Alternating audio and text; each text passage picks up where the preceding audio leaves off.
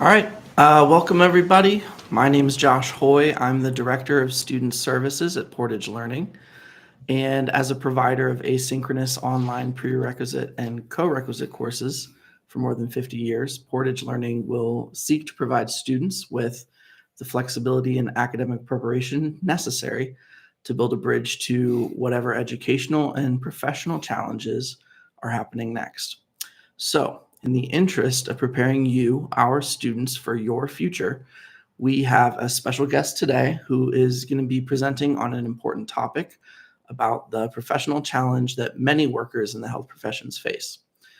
Our guest presenter, Joseph A. Paletta, attorney at law, is a lawyer in Pittsburgh. He's also a presenter today, and he's kind enough today to share his presentation, which is titled "Nursing License Implications of Board Investigations and Criminal Prosecutions." Joe is a graduate of Duquesne School of Law.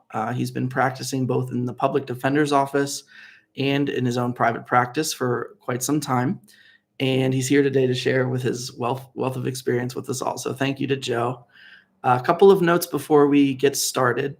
This presentation is going to last approximately an hour. If you have a question, we would love to field that question. So make sure you type it in the chat, and we'll either pause the presentation to work it in, or we'll do a brief Q&A at the end. So please, we encourage interaction. And with that, we're going to share our screen so that you can see Joe's presentation. And Joe, before you get started with your slideshow, I'd like to just ask you, why do you think that this conversation is important for nursing students in particular, some of whom, may not have their license or are really just starting their way towards achieving their license? Thank you, Josh, for that nice introduction. And I would be happy to explain that to everyone, why I think that this is so important. First of all, again, I am Joseph Paletta. I'm a lawyer in Pittsburgh. And I've been practicing. Josh is too kind to say how long I've been practicing. Pardon me. I've been practicing for over 30 years in Pittsburgh. Most of my background has been in criminal defense. But over the past 10 years, I have been focused more on professional medical license defenses, healthcare professional defenses. And so I have represented a number of doctors, nurses, pharmacists, et cetera. And in my experience with representing these healthcare professionals, broad spectrum of healthcare professionals, I have discovered that the only way that healthcare professionals know of the information about which I'm going to speak to you tonight is after they get in trouble. And I cannot tell you how many times a client of mine will say, I had no idea that could happen, or I had no idea that I should not have said anything at this time, or I had no idea that I had to do this or did not have to do that. And once a client comes into my office, the problem has already begun.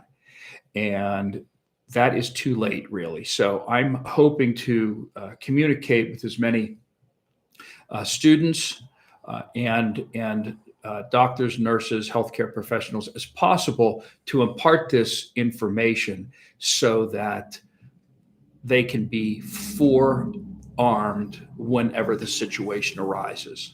It's better to know before than it is after. Mm-hmm. So that's why it's important to me. Great. Thank you. Well, if you want to go ahead and share your slides here and tell everybody about the players, the triggers, the investigation, and the survival. I'm sorry, I think I'm very good jumping on your. That's okay. That's quite all right. That's a good introduction. So as Josh said, and as you can see, the title of my presentation is Nursing License Implications of Board of Nursing Investigations specifically, and General Criminal Prosecutions. Now, the presentation that I'm making to you tonight is the same presentation that I provide to nursing students at the University of Pittsburgh School of Nursing. But a couple of things about this. First of all, it does not matter whether your desire, your objective is to become a nurse. The principles that I will describe to you will apply to all healthcare professionals: doctors, nurses, chiropractors, physical therapists, pharmacists, dentists, etc. So if any of you have a goal in life to become one of these types of healthcare professionals, I will explain to you how the principles can apply to you if you have a problem. And it does not matter if you are a nurse or other healthcare professional, but just understand that this presentation is going to refer to nurses specifically, but it applies across the board. Mhm. I hope I made that clear. Secondly, the second thing I wanted to clarify is I understand from speaking with Josh that many students are either they live out of state, or perhaps they're studying here, but they're going to leave Pennsylvania and go to a different state. Now, my presentation is tailored to Pennsylvania healthcare professionals, Pennsylvania nurses. Every state has their own licensing boards, and they have their own agencies, departments, administrations, bureaus that are involved in the investigations and prosecutions that I'm about to describe to you. Now, different states have named these different departments, agencies, bureaus, etc., different names, but they exist in all states and they perform similar functions. So the important thing is I really would like everyone to leave this presentation with an understanding generally of some broad rules when one is being investigated. But even if it's not in Pennsylvania, the principles will apply. So with that, I'm going to get into my presentation. I have about a dozen slides to show you. And if anybody, the last thing is, if anybody has any questions and needs to contact me, my telephone number and website address and email is on the screen. If anybody wants to jot that down, I'll be happy to speak with you if you have some questions. Or God forbid somebody gets into a real pickle and need my services. So what I have done here is I have separated my lecture into 4 different sections, very broad sections. The first section is the players, and I will describe to you the governmental structure that is involved when a nurse is being investigated, or a nurse is being prosecuted criminally. Now, once again, remember, I'm going to use the word nurse, but this lecture and the word nurse can apply to all different healthcare professions. So the first section is the players. I'll describe the governmental agencies involved and the structure and who does what. The second subject that I'm going to talk about are the triggers. The triggers describe what will initiate an investigation by the board or a criminal prosecution. We'll take these things one at a time, and I will break them down into more individual, simple parts. The third section is the investigation. What happens during an actual investigation or prosecution? And the fourth section is survival. How to give yourself the best chance of surviving with your license intact and perhaps avoiding a criminal conviction. I will be injecting in this presentation some experiences, real life experiences that I've had with clients, circumstances from cases that I've where I've represented clients. They're called war stories. But these are real life situations, and you may find yourself in a situation like this, and someone's previous unfortunate experience could be helpful in your situation. You can also learn about a lot of these situations from the blogs and case studies that I have on my website.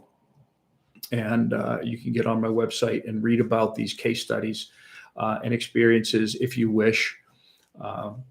So there we are. I'm going to address the first item, and that is the players, the governmental agencies involved, agencies, bureaus, departments, etc. Again, I'm talking about nurses. However, in Pennsylvania, there are 27 separate and distinct licensing boards: Board of Medicine, Board of Dentistry, Podiatry, Chiropractic, Pharmacy, etc., physical therapy, etc. So if any of you are planning on heading in that direction for your career, you will be licensed by the Commonwealth of Pennsylvania Department of State, Bureau of Professional and Occupational Affairs. That's a mouthful. That is a mouthful. It's real alphabet soup. Yes. So I have my registration card here. You may be able to see that. It's a little small. You can hold it closer. Sorry about that. If you are a licensed professional, you will receive a wallet card that you put in your license and you carry with you. Everybody gets one of those, and that is valid for a year or 2 years, depending on your particular board. So if you are a nurse, you are licensed by the Pennsylvania Board of Nursing, an agency that I will talk about in greater detail when an investigation occurs. It's a monitoring agency. The PHMP stands for Professional Health Monitoring Programs. And I will discuss later in this presentation how this agency is involved and what it does. Another agency I'll be discussing is an investigative department, which is part of the Department of State. It is the investigative arm of the Department of State and investigates when directed to do so by the Board of Nursing and any of the other licensing boards. The BEI stands for Bureau of Enforcement and Investigation. And again, I will describe to you in what circumstances that agency is involved in an investigation or prosecution. The final agency that is not involved very often, but when they are involved, that means the case has sort of graduated to the next level. That's the legal division. And the legal division is comprised of prosecuting attorneys who will prosecute nurses and for a variety of things and I will get into detail about that later on in this presentation.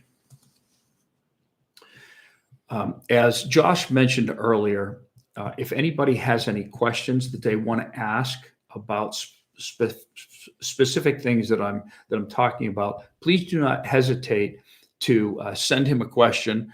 I guess on the chat, is that correct? Yeah, there's a chat. So okay. I can read those and I'll just interject whenever I think it's appropriate. Very good. And as I said, I present this lecture at the University of Pittsburgh School of Nursing. And when I present this lecture, I always tell the room full of students, anytime you have a question about anything that I say, raise your hand and ask. I'm pretty light on my feet when it comes to this lecture. I've done it a number of times, so nobody has to worry about interrupting the flow. Okay, so the next general subject that I'm going to discuss are the triggers, things that trigger an investigation or prosecution. I will be breaking down this subject, the trigger subject, into four subgroups. And the first one is criminal charges, because criminal charges against any licensed profession will also trigger a board investigation. And if you're a licensed professional and your ability to earn is dependent on your maintaining your license, very, very scary stuff. The second subject that I'll be discussing, how it triggers an investigation, is the subject of missing narcotics. The third subject, as you can see, is impairment or suspected impairment. And I'll go into some detail about that. And finally, a final trigger for an investigation can be complaints that are made to the licensing boards by any number of people or entities. And I'll discuss that in greater detail. Now, connecting this slide with the previous slide, whenever these triggers occur, the information is transmitted from the complaining either person or agency or entity to the Board of Nursing.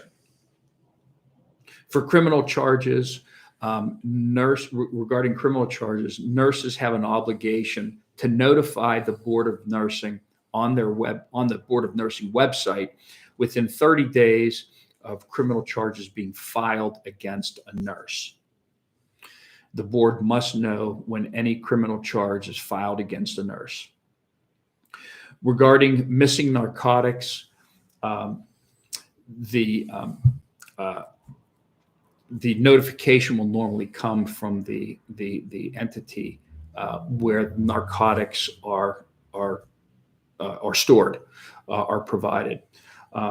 In terms of impairment, the Board of Nursing will be notified by, again, the entity who suspects that a nurse may be impaired.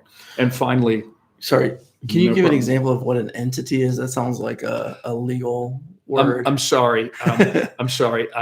Either people or when I say entity, I mean like a hospital. Oh, so like the entity where the narcotics are stored would be the hospital. Okay. That's correct. And when narcotics are missing, the hospital can go ahead and contact the Board of Nursing. The board, correct. And finally, individuals can make complaints. Thank you. I sometimes get lost in the legalese, and I need to be brought back to center. So also individuals can make complaints to the board, and I'll explain that in greater detail. Now, when these complaints are made to the board, the different agencies that I have discussed in the previous slide are contacted depending upon the charge. Now, if a crime or a suspected impairment implicates that a nurse may be either addicted or dependent or something of that nature, the monitoring agency will be contacted. And the monitoring agency in Pennsylvania is called PHMP, the Professional Health Monitoring Programs. And I'll describe more about that later. If narcotics are missing, for example, the agencies, two of them, who will be notified are not only the monitoring agency, because missing narcotics could implicate an impairment, a dependency, an addiction. Also, the Bureau of Enforcement and Investigation, BEI, needs to be contacted because they have their own duties to perform, investigating how the narcotics perhaps went missing. Finally, we have the legal division, and when An investigation goes to a certain point and gets really serious, the legal division gets involved, and licenses can be restricted, suspended, or even revoked. So I'm going to take each one of these subjects independently and discuss them, and try to tie this whole thing together with the players and the different triggers. So first of all, Sorry, Joe, just really quickly, yes. the charges, are these some of the more common ones that you see, or is it, where did you get this list from? Great question. I put together this list based upon experiences, real world experiences I've had with my clients. I've had clients come into my office being charged with these particular crimes. Okay. And when there is a criminal charge, as I said, the board is notified, must be notified, and different charges implicate different potential problems. Okay. So the reason that DUI is on top is I represent many nurses and other healthcare professionals who have been charged with driving under the influence, driving under the influence of either alcohol or controlled substances. You can be charged with DUI if there's an impairment from alcohol or drugs, and even prescription drugs. That's why you see the little warnings on the labels of these of drugs that do not operate heavy machinery. Well, one of those pieces of heavy machinery is a car, and you can take prescription medication and take this medication pursuant to the doctor's instructions, but you can still get a DUI. Now, you have to. There are nuances here that I'm not going to get into the weeds about the nuances, but just generally understand that it can happen.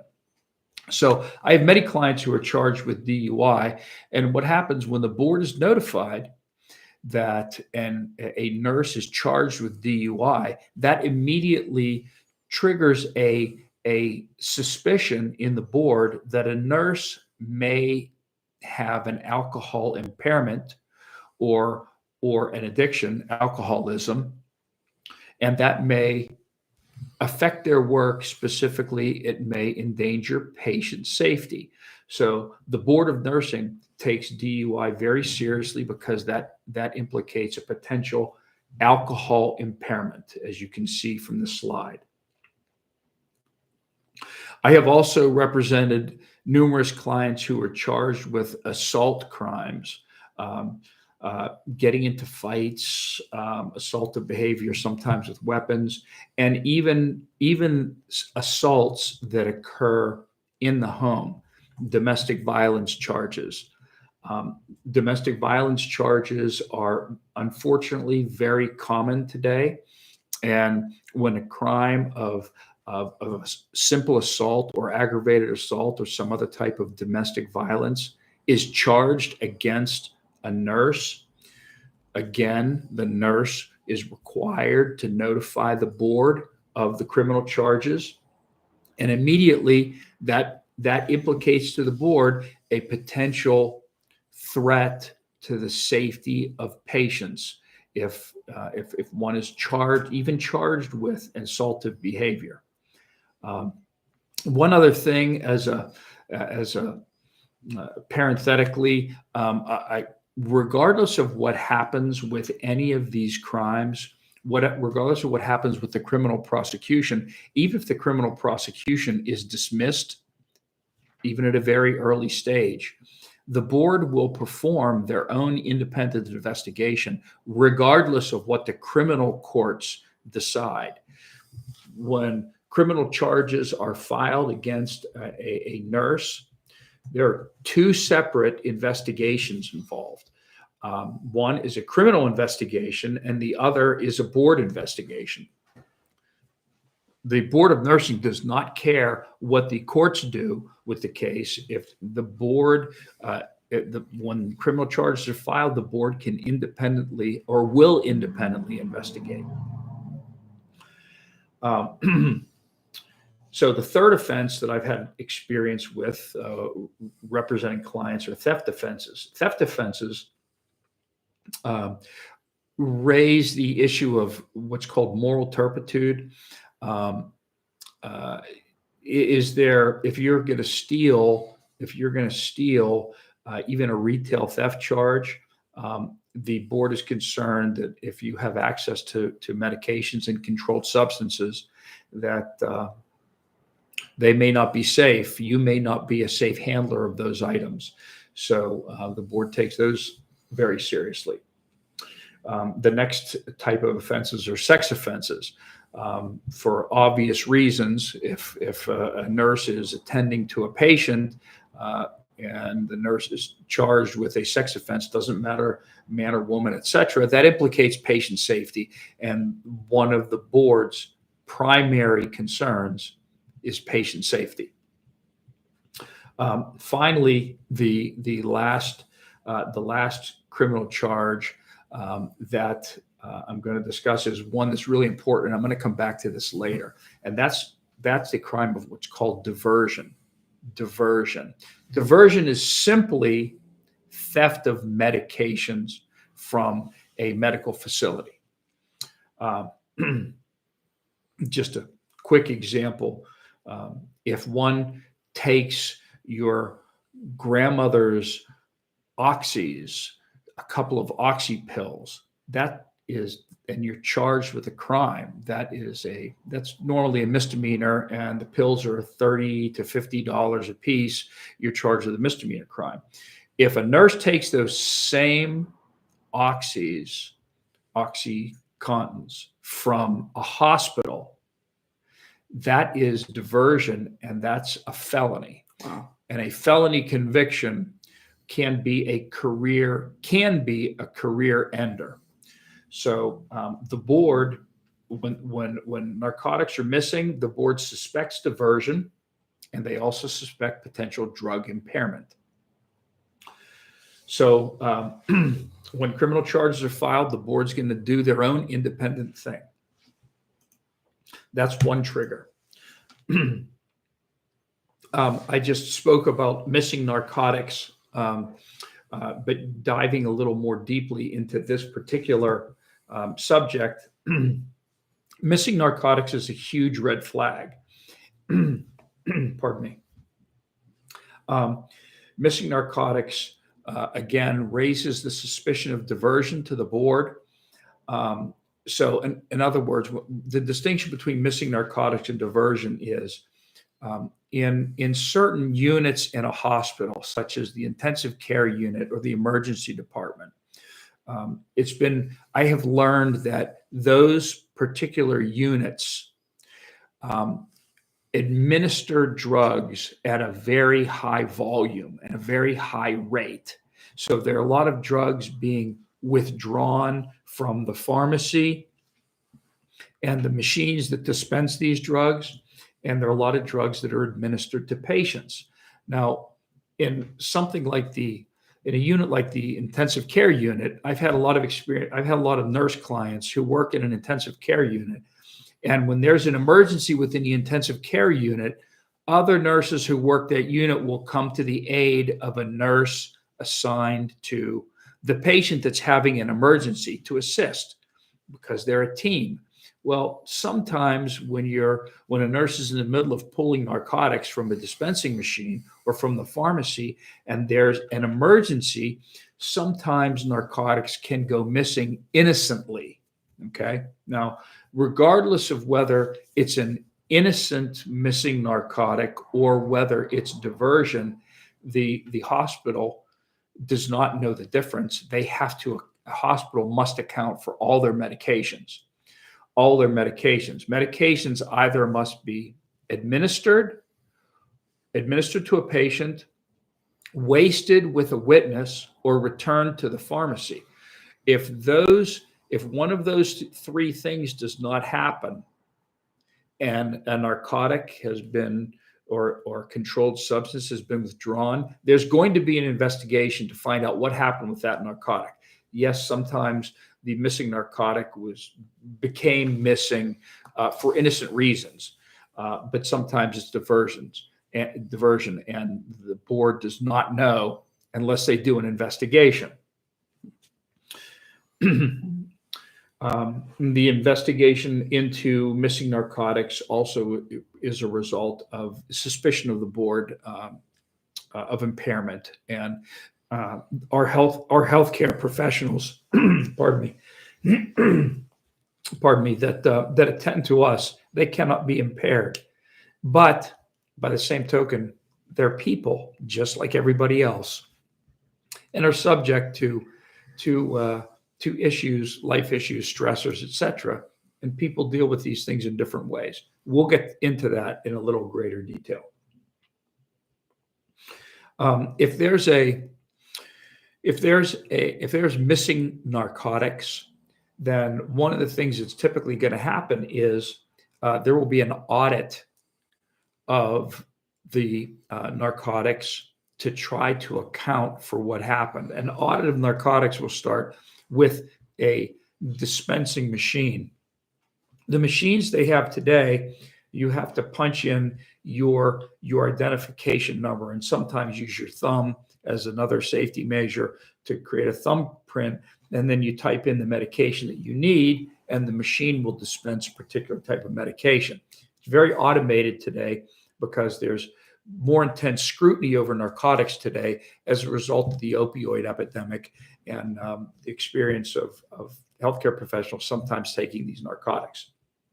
Well, there'll be an audit that is done of all these medications from the pharmacy. And also not only from the pharmacy, but patient records will be reviewed and witnesses will be interviewed. So the board takes these missing narcotics investigations very seriously, and they'll also want to talk to the nurse. I'm going to get into this a little bit later on in my presentation, but this is one of the main reasons that nurses hire me, because there are consequences to these nursing licenses and to these investigations of nurses. And there are things that you should not say, you should not do. There are things that you should say and should do, but you don't know this if you've never been confronted with this situation before. So people will retain my services to help navigate through these very dangerous waters. Finally, missing narcotics, as I mentioned, can cause a criminal prosecution. And when there's a criminal prosecution for missing narcotics, it's charged as a felony, and a felony is a very serious crime. If one is convicted of a felony, that can be a licensed killer and a career killer. And then you have, again, a criminal prosecution on one hand, and secondly, you have the board investigation on the other. So one of the reasons that people retain my services is because I have experience in criminal defense and experience in representing clients in front of boards. Therefore, they can hire one lawyer instead of two. Joe, you mentioned that two OxyContins could be enough potentially to warrant a felony charge. Is that because that's the like a specific drug versus the quantity of that drug, or what are the amounts that separate that line between a criminal prosecution and like a board investigation? Where is that line? Very good. You're anticipating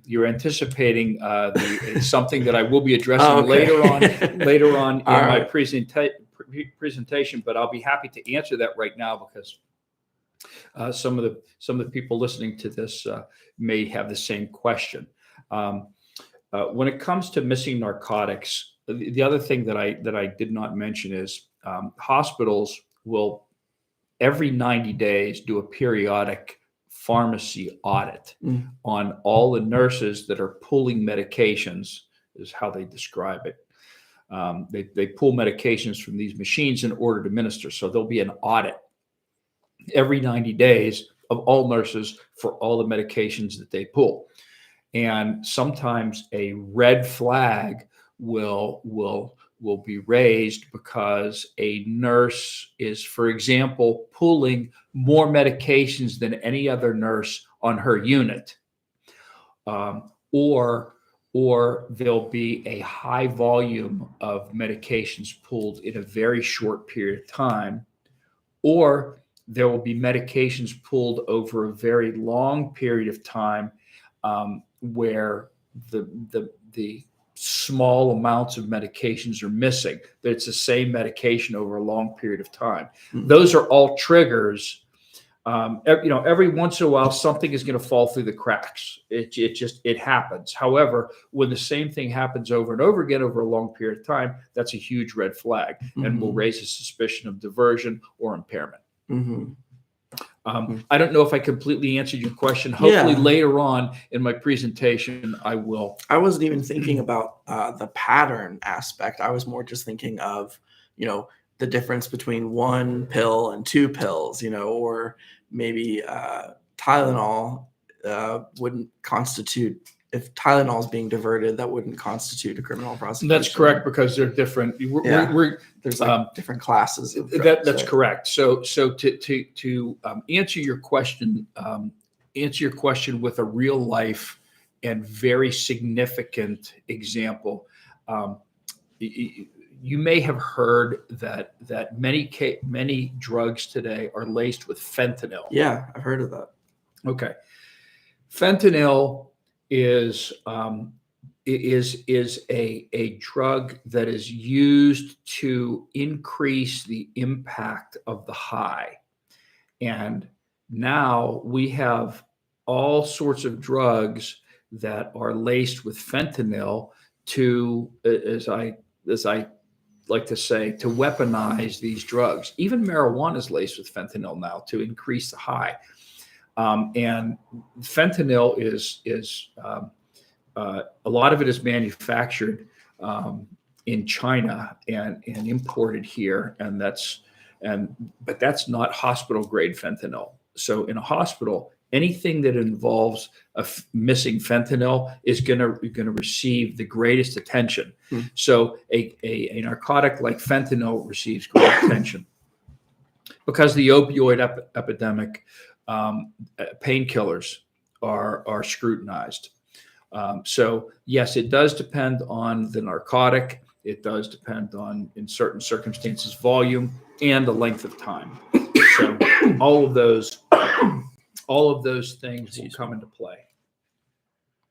Okay, next, another trigger are just simply real life issues. Life is full of stress, and people handle stress in many different ways. And healthcare professionals, doctors, nurses, etc., are no exception to that rule. And their lives and their careers are very stressful.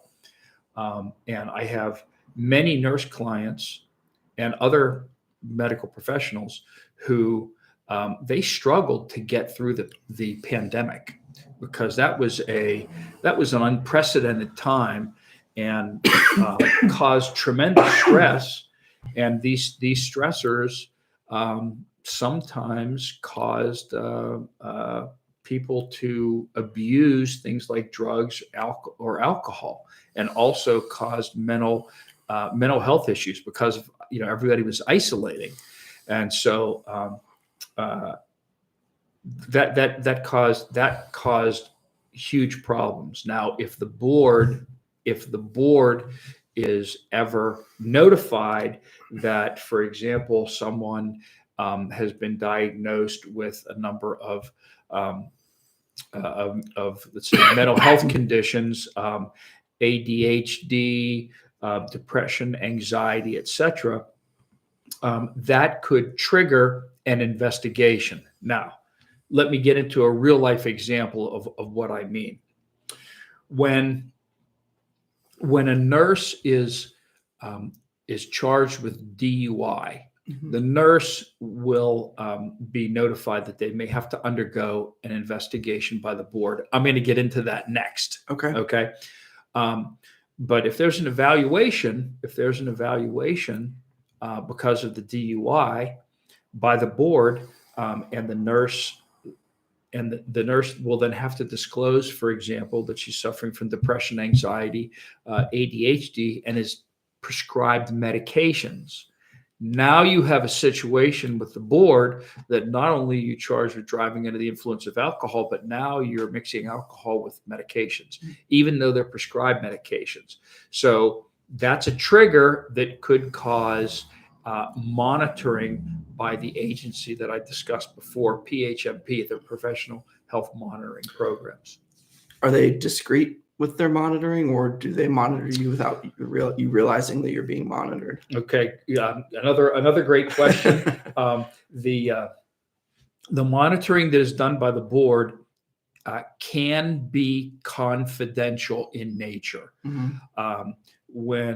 When a nurse is involved in one of these programs or qualifies for one of these programs and participates, then if the nurse agrees to go into one of these programs, it's automatically, in most cases, confidential. Mm-hmm. So nobody has to know. However, there are circumstances in which if a nurse does not want to enter this program, but the board says, essentially, you either enter this program or we're going to suspend your license. Mm-hmm. Okay. In that circumstance, the monitoring is under the guise of discipline. Okay. Discipline. And if you're disciplined by the board, that is not confidential. That is public. Mm-hmm. Okay, so the final trigger. Someone can report you to the board, either an individual or an entity. There's that word again. Yes, the entity word. Entity being a hospital, other healthcare facility, where one is employed and which possesses drugs that are to be administered to patients. But we're not talking about that in this particular case. What we're talking about in this particular case is I've had clients who were investigated by the board for crazy reasons. Like I had one client who had a medical marijuana card.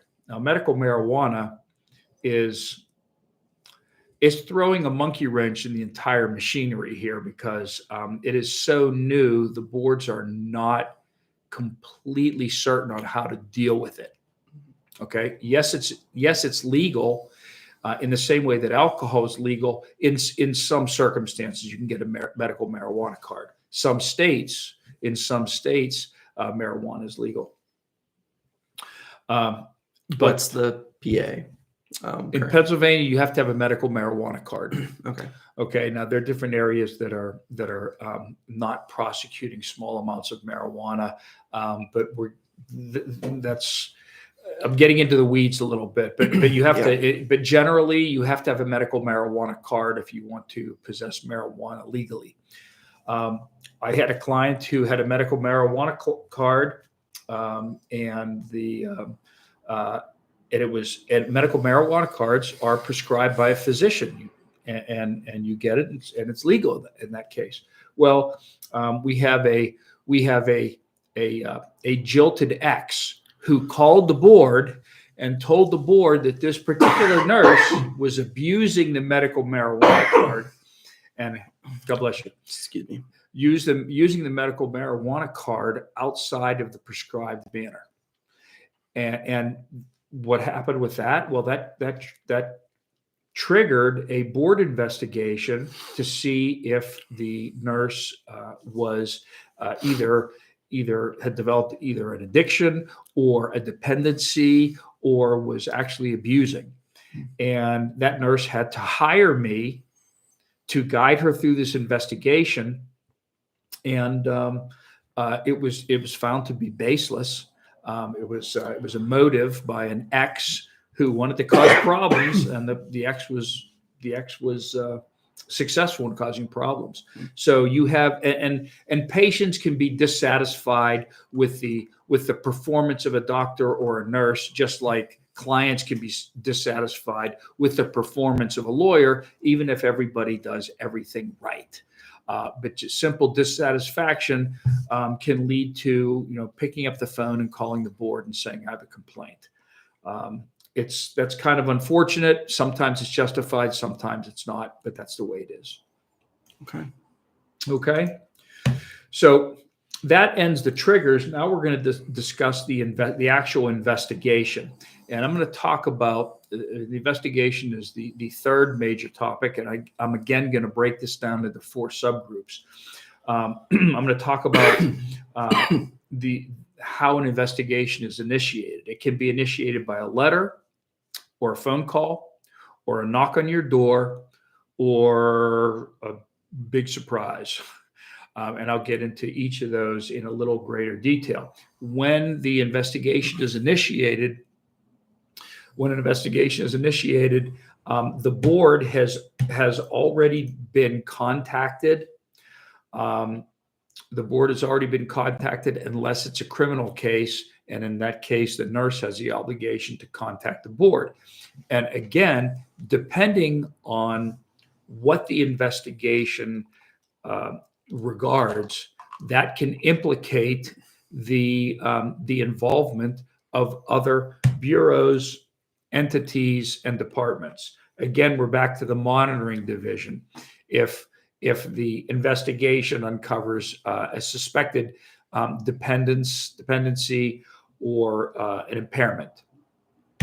If it's missing narcotics, once again, the investigative division comes in and will write a report, gathering all the evidence and presenting the report to the Board of Nursing about what happened. And finally, pardon me, there can be action taken by the legal division to restrict the nurse in some way. I'm sorry. I was a little too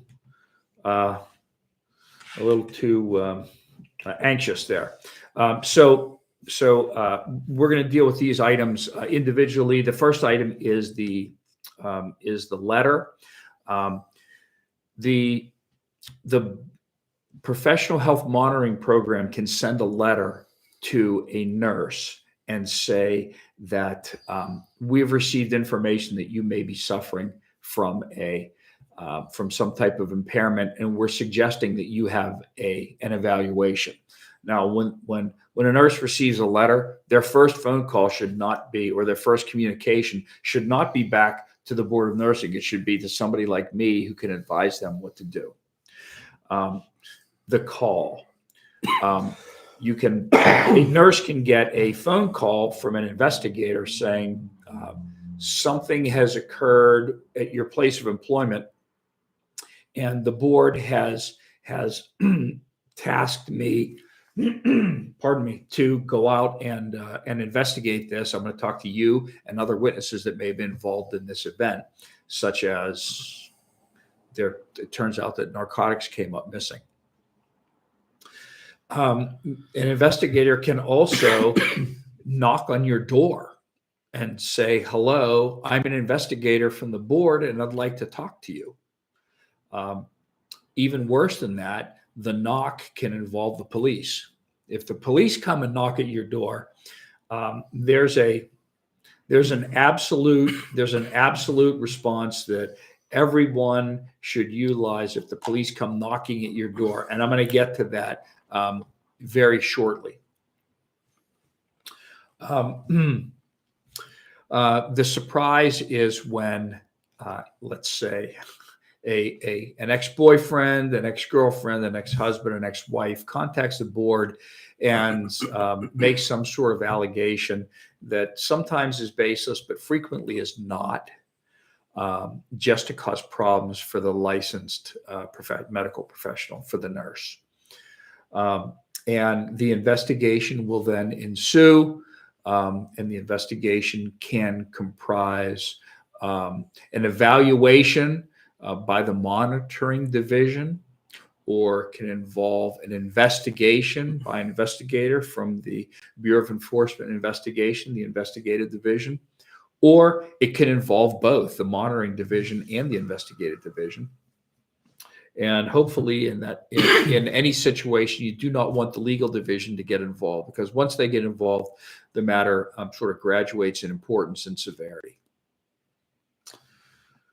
So those are the triggers, but I want to get into one trigger that deserves special attention, and that is the criminal investigation.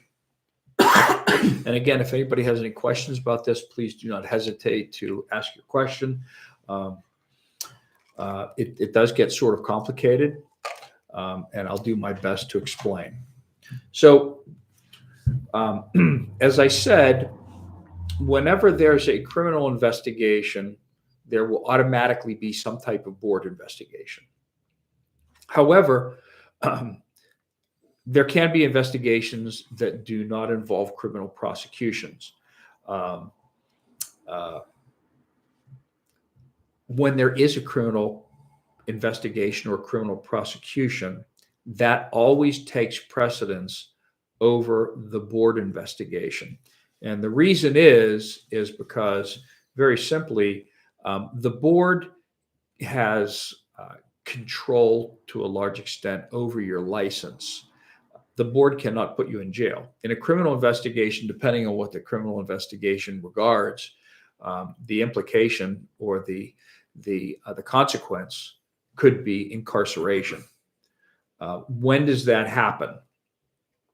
That always happens. It's always a potential in a diversion situation. And remember, diversion is simply theft of medications, narcotics, controlled substances from a hospital or other medical facility.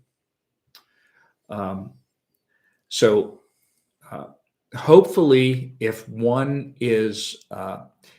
an investigation is initiated by an arrest or a knock on the door by law enforcement, who, police or narcotics agent, and they say, "Hey, we'd like to talk to you about something." I'm going to describe to you in a minute what the response should be.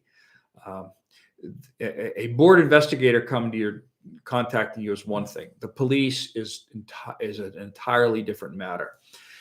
What I do want to tell you is, at the bottom of the screen, there are certain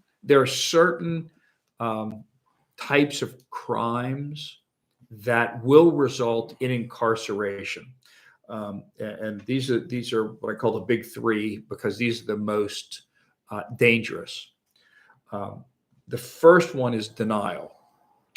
So if a nurse is assigned to a patient and the patient is suffering from a very serious disease and requires pain medication, such as morphine.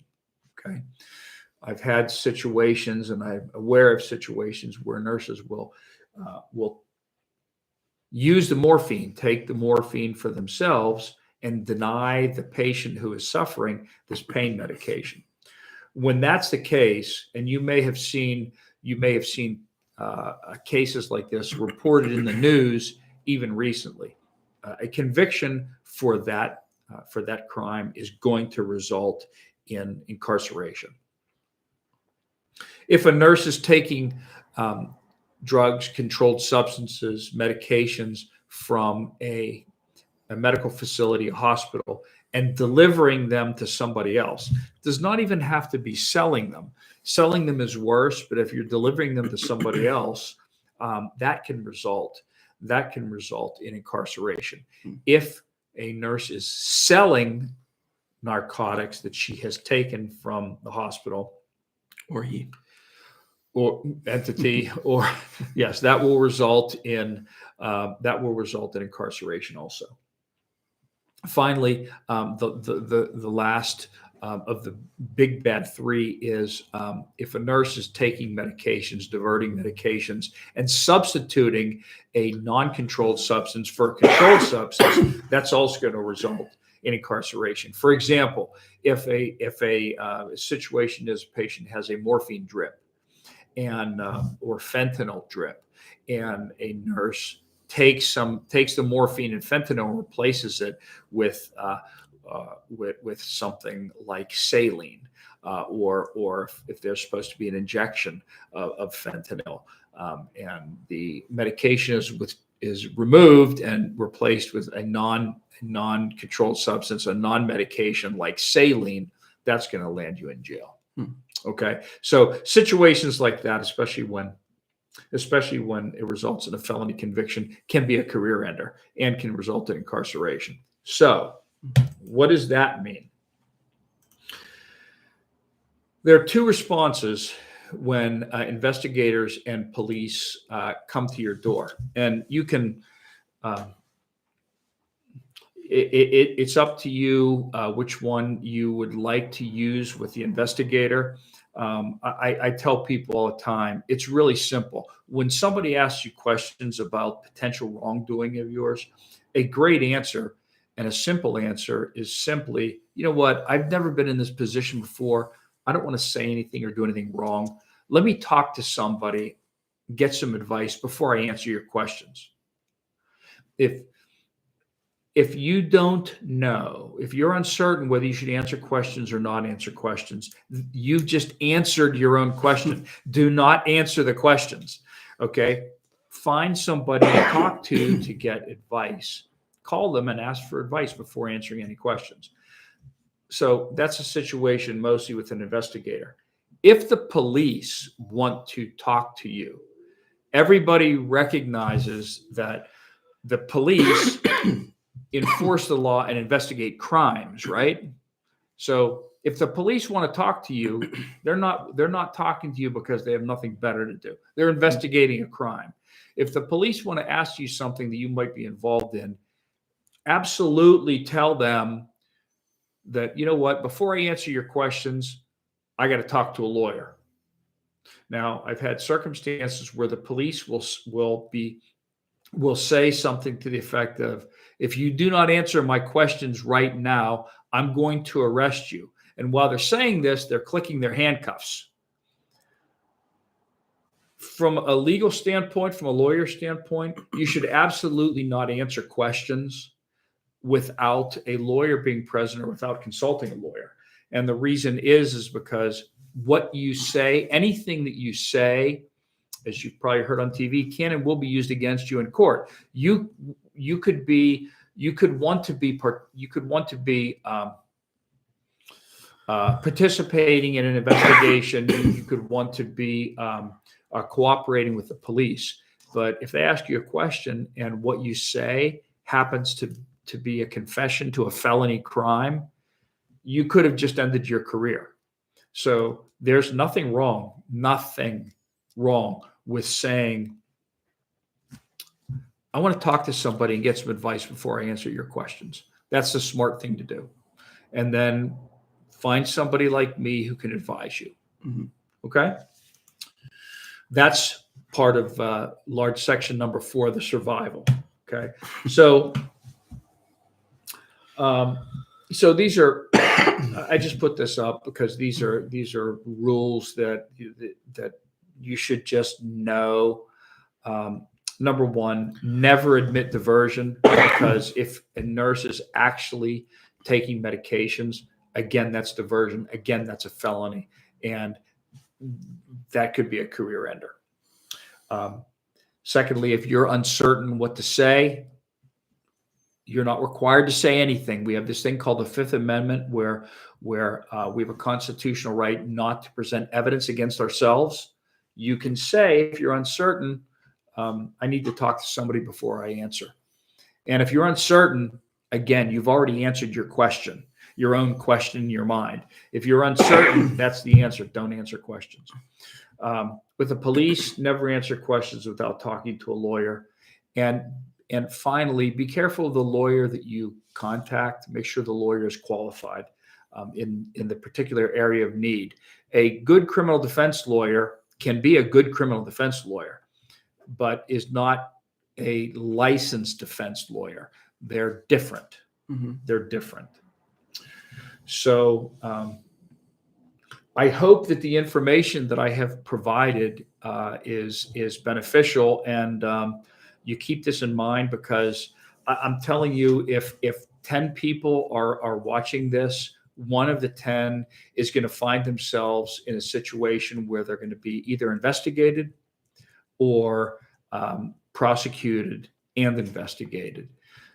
It's 1 out of 10.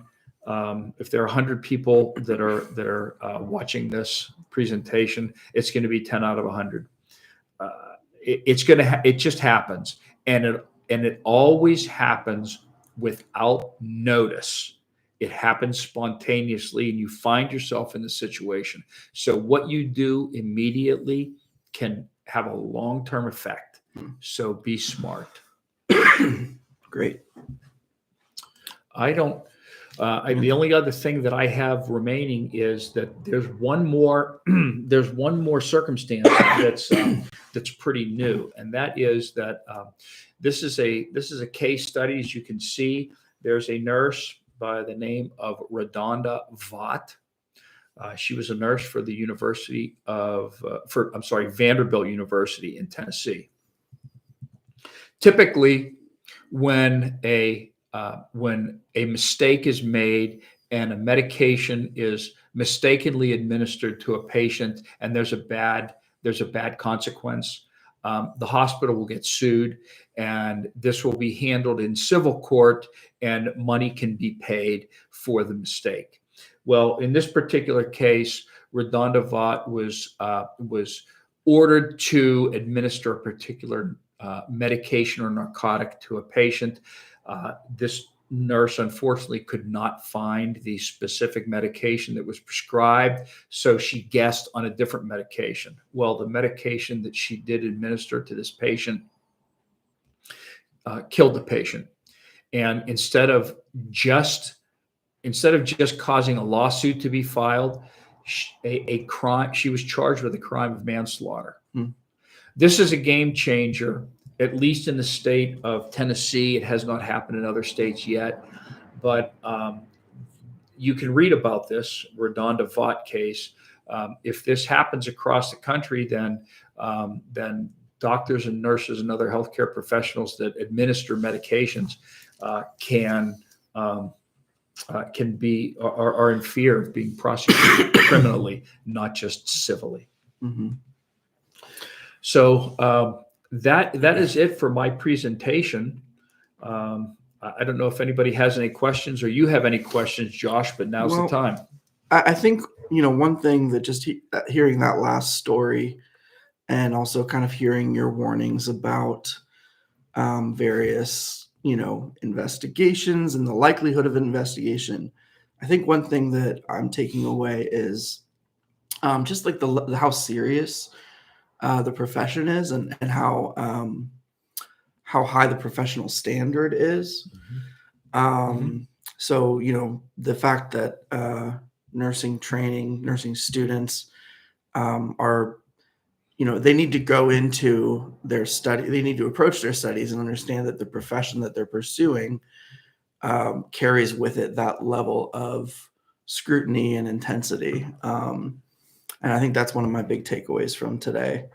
So, Joe, thank you for sharing your insight tonight. And thank you. If anybody out there has a question for Joe, his contact information is on the screen. And on behalf of all of Portage Learning, thank you for your time and attention tonight. And sorry for my coughing. I hope that wasn't too distracting to you or to any of our listeners. So not to me. I've right. overcome worse. But thank you very much. I appreciate the opportunity to try to educate people who are going into these fields, because you want to know about these things before you get there, not after they start happening. Yeah, that's a good last word. All right. Thank you, Joe. And thanks, everybody. I hope you all have a good night, and take care.